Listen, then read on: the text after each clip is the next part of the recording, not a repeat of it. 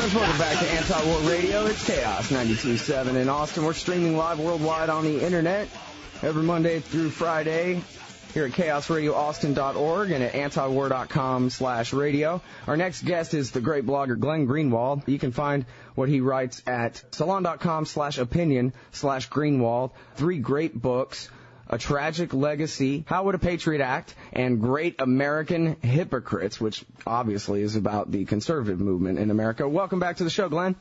Great to be back, Scott. Thanks. Hey, I'm really happy to have you here. So, okay, now you're going to stay a good guy, even though liberals are in power now, right? Oh, yeah, absolutely. That's the number one priority. I mean, I think it's worth waiting to see what and who Obama is before forming any conclusions or reaching any decisions about what it's worth saying about him. I think he's entitled to some leeway in that regard. He has had in the past some indications that he has relatively good instincts on questions like basic constitutional liberties and our constitutional framework. He also in his past has done things and said things that reveal a willingness to violate those. And so, who the real Barack Obama is and what he intends to do in office is something that remains to be seen. But, as I've told you many times before, instead of many other contexts, I think anybody who has devoted themselves for the past 8 years to defending our constitutional freedoms and our basic framework of government will be consistent in holding Obama to those same principles. Right, yeah, and, I really appreciate what you say, too, about we got to give him a chance. I mean, I'm just way too cynical. I don't like any president. I don't think there should be a president at all, which basically kind of argues me right out of the debate. But I'm trying to, especially after what we've just been through, I'm really trying to be optimistic and look for the kinds of things. Well, on the most important things, like I said, basic constitutional issues, when the Supreme Court issued the Boumediene ruling saying that, you can't throw out habeas corpus like this, John McCain said this was the worst Supreme Court decision ever. And Barack Obama said, thank God. So, I got to give him some credit for not being John McCain. I mean. We know for sure, keep in mind that many of the abuses of the past 8 years have been ones that have been blessed by the leading Democrats in Congress. And, of course, for the past 2 years, the Democrats already had control of Congress and did very little about them. And in fact, they often legalized them. Now, things will change when there's a Democrat in the White House, theoretically, because Democrats can no longer rely on the excuse that they're incapable of passing legislation that the White House will veto.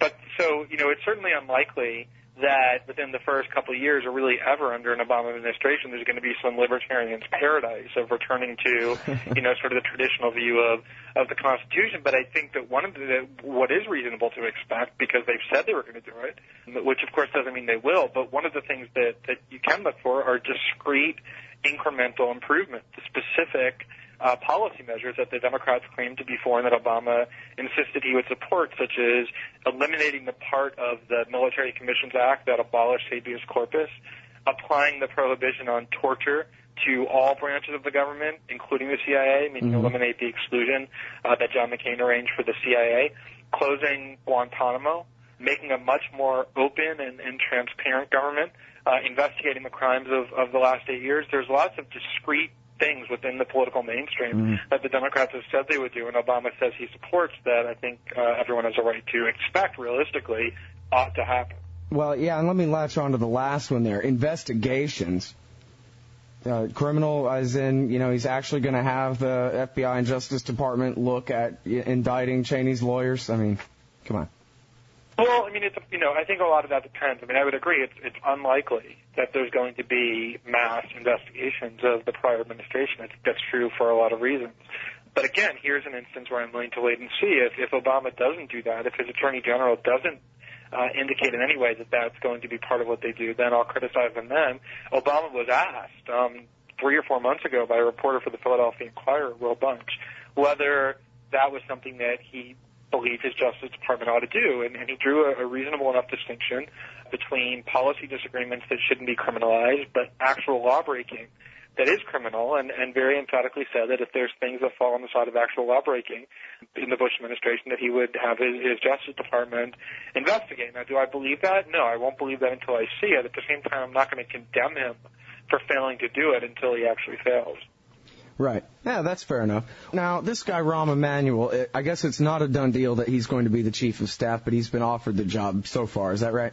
I think there are reports today, actually, now, credible reports, including from ABC News, that he has accepted. Oh, I see. I think it's a fairly good bet that he will.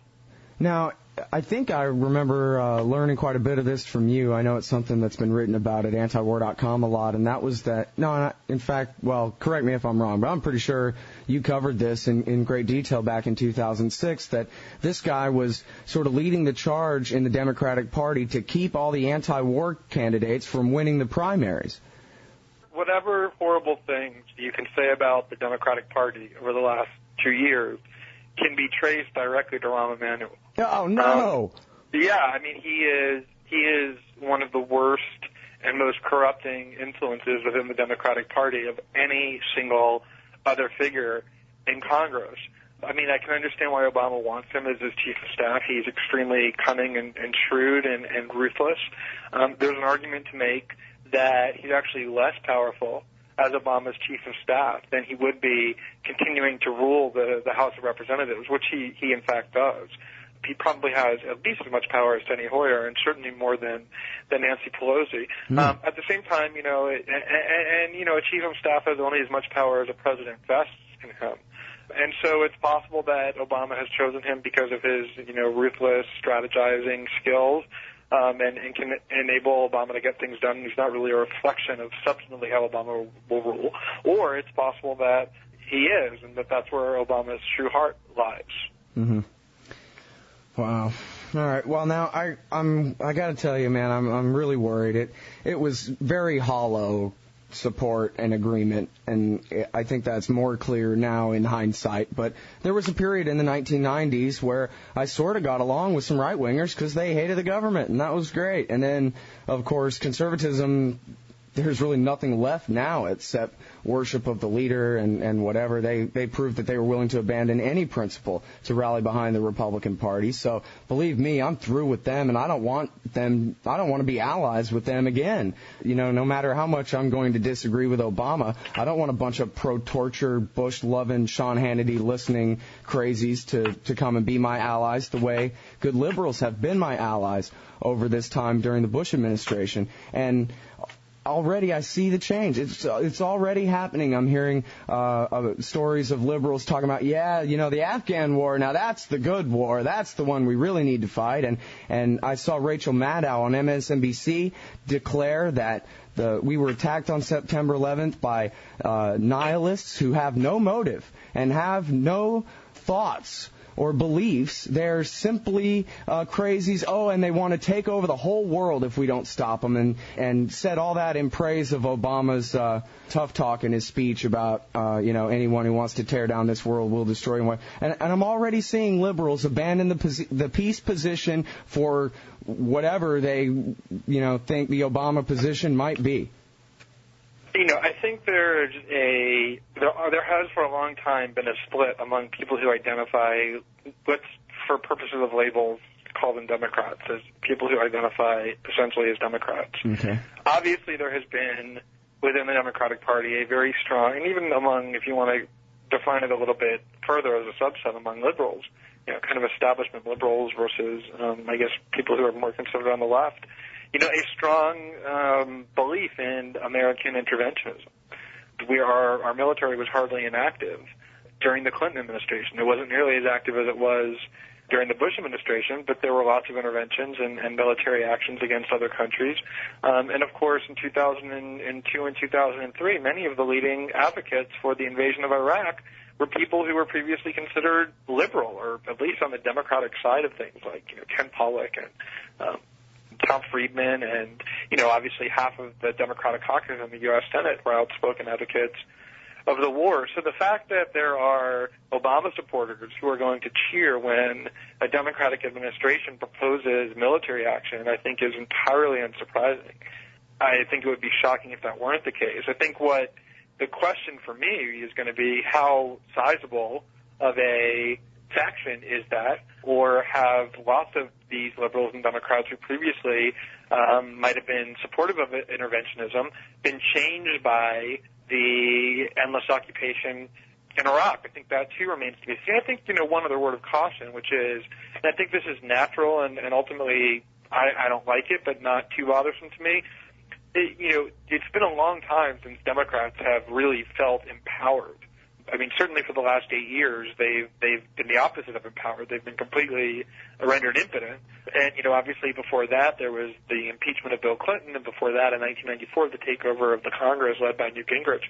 It's been a long time since Democrats have really felt politically galvanized. And the election that just occurred, and Barack Obama's pretty impressive victory from a political perspective, is going to endear Obama to lots and lots of Democrats and create enormous amounts of goodwill, where they're going to be supportive of him in the short term at least, and be willing to give him some flexibility. So, the fact that the fact that there are lots of liberals gearing up to defend Obama, I think is unsurprising. Again, I would say there needs to be a little bit of a wait-and-see attitude to see how you might be right, and it might be that there's just this mass hypocrisy where the vast majority of Bush critics on the left over the last 8 years suddenly start defending the very things they've been criticizing. I don't expect that to happen. There'll be some who do that, but I think it's too early to tell yet. Mm-hmm. Well, I mean, if anything, it's pretty clear that, as you implied there, that what's happened in the last 8 years in terms of wars overseas, there's got to be some lessons learned in there. I think you're right. There's reason to be hopeful that people are going to stay anti-war, but I guess it was the Maddow thing that really got under my skin, because she didn't just say what would be even reasonable to me. Maybe, I would at least, not be too upset by it, which is like, hey, look, bin Laden and Zawahiri are still alive in the world. They still have allies. There's a danger, and we need to have, good national police efforts and intelligence to protect Americans. Where that would have been perfectly reasonable. Instead, she goes straight for the George Bush line, that they hate us for our freedom for no reason. They're crazy, and they don't even have beliefs or motives. They're just nihilists. Yeah, that's right out of the crazy depths of the right-wing blogosphere. Look, I mean, that's what the time that I realized for sure that Barack Obama was going to win the election was in the second debate, that town hall debate that they had, when the part of the debate that focused on foreign policy and specifically about Afghanistan basically entailed Barack Obama taking a more hawkish or aggressive position than John McCain was taking. And he actually basically provoked McCain into criticizing Obama for being too much of a militarist. I mean, McCain was criticizing Obama for being too reckless in his threats against Pakistan and telling him that he shouldn't be beating his chest and making those kind of threats. And, after sort of brushing him off and saying, well, you're the one who sung songs about bombing Iran and made jokes about the extinction of North Korea, he said, nonetheless, I will defend my position, and if you don't agree with me, tell me that if we know where Al-Qaeda is and the Pakistan government can or won't apprehend them, that we're going to take them out, and because we must kill bin Laden. That was when I knew that he was going to win, because he had basically established, his willingness to spill American blood, which the New York Times in 1989, after George Bush I invaded Panama, said was, the sort of ritualistic rite of passage that American presidents must go through, which is demonstrate a willingness to shed blood. So obviously Afghanistan is what Obama latched onto in order to demonstrate that attribute. He did so, pretty successfully from a political perspective, and we'll see how much of a militarist and an imperialist Obama really is. All right, now, here's something that's really troubling me. I mean, seriously troubling me. 56 million people voted for John McCain and Sarah Palin, and now just, the cherry on top, the icing on the cake here is the news that came out yesterday that this woman couldn't name the 3 countries in North America, Glenn. She didn't know that Africa was a continent. She thought South Africa was just a region in that country, Africa, and apparently has no attachment to the world that you and I live in whatsoever. It's so interesting. When Sarah Palin was first named, I was actually a little bit sympathetic to her, and I had kind of a negative reaction to the criticism of her, because I did think there was an element of sort of Washington Beltway elitism, this sort of unmerited sense of superiority, that because she wasn't from the Beltway and because they didn't know her and hadn't gone through the Meet the Press rituals, that somehow that meant that she was unfit for office. She hadn't sat before Tim Russert and, Charlie Gibson enough and all of that. And I also thought that there was kind of like there was with George Bush, sort of a rush to proclaim that she was stupid when she didn't strike me as stupid. As I watched her more, I still don't think she's stupid, but it really became, unbelievably shocking just how incredibly ignorant of the world she is, how unbelievably incurious. You would think, it's not that surprising that someone who's been a local official and then a governor of a fairly removed state like Alaska knows more about state policies and provincialism. She knows about her religious and social conservatism issues and her tax and energy issues. It's not surprising that she knows more about those issues than she does say about, the Middle East or about foreign policy more generally. But what's so amazing is you would think that somebody who was a governor just involved in our political mainstream would have the basic working knowledge that just a standard politically interested person, would pick up just by reading the New York Times or watching like a half an hour of the evening news.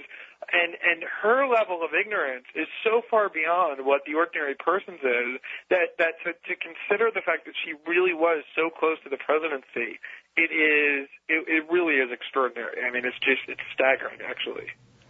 Yeah, I saw this report from Fox News, Karl Cameron talking with Bill O'Reilly, explaining some of the leaks out of the McCain campaign about just how horrible it really was. And O'Reilly actually started saying, well, now, they could have got her up to speed. She could have been too. Like, the idea that it would be acceptable at all that someone who can't tell you what are the countries in North America, when, in fact, she's the governor of a state that has the second country there in between her and the rest of her country, and that just leaves Mexico there. And, she could be brought up to speed, and that would be anything like acceptable in this country. It just, I'm sorry. Well, one of the interesting things I was actually just writing about this is, Karl Cameron said that he's known about this for quite a long time, that McCain aides were the ones who told him this and were expressing their deep concern about the fact that she was so ignorant and knew so little. And yet he never said it because he claimed that he was told this off the record, which is understandable. If a journalist obtains information, even critically important information, which they agree to keep off the record, they ought to keep it off the record no matter how important it is. That was what made that controversy over the Los Angeles Times refusal to release that videotape of Obama at that dinner with Rashid Kahili so absurd, was that the LA Times had said that they obtained it on the condition that they wouldn't release it. Same with Karl Cameron. He got this information, he said, off the record, and therefore he didn't reveal it. That's fine. But I went back and looked at some of the transcripts of what Karl Cameron was saying, say, 2 to 3 weeks ago, and he was regularly going on Fox News and saying that McCain aides were thrilled with Sarah Palin and that she was bringing to the ticket everything that they had hoped that she would bring. So it wasn't just a matter that he had failed to inform the country about this extraordinary fact that the woman running for vice president was completely ignorant about the world. He was on television overtly lying, saying things he knew to be false about the McCain campaign's perceptions of her because he was propagandizing for her. I find that pretty amazing, too. Yeah, well, I'm not too surprised by Fox News, but anyway, I sure appreciate the way you keep tabs on them. I actually consider, wow, that's funny because I haven't heard Fox News talking like this, but you actually went back through the transcripts, man. That's doing your job well there, Glenn. Yeah, it was funny. When I first read about the Karl Cameron little controversy this morning, that was the first reaction I had was, okay, fine. I sympathize that he didn't disclose what he learned off the record, but I just knew that having gone back and looked at the transcripts, I would find him praising Sarah Palin in the eyes of the John McCain aide and the McCain campaign, and sure enough, that's what was there. Yep. All right. Well, hey, listen, I really appreciate your time. It's always a pleasure, Scott. All right, everybody, that's Glenn Greenwald. He's about the best blogger around, if you ask me.